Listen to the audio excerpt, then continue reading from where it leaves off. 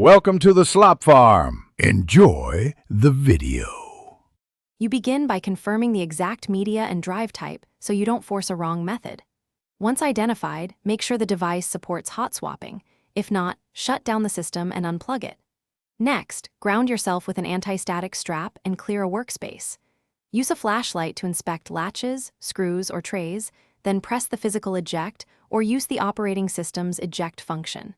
This first action prevents damage to connectors and file systems. Once the system is prepared, follow media-specific steps deliberately. For optical discs, use the tray release or OS eject. Only use the manual release if necessary. For internal drives, remove mounting screws, slide the drive out straight to avoid bending SATA pins, and disconnect power before data. For external enclosures, unmount in the OS to flush caches. After it confirms safe removal, unplug power, then open the case and extract the drive. Keep track of screws, and note cable orientation for reassembly. You're nearly done.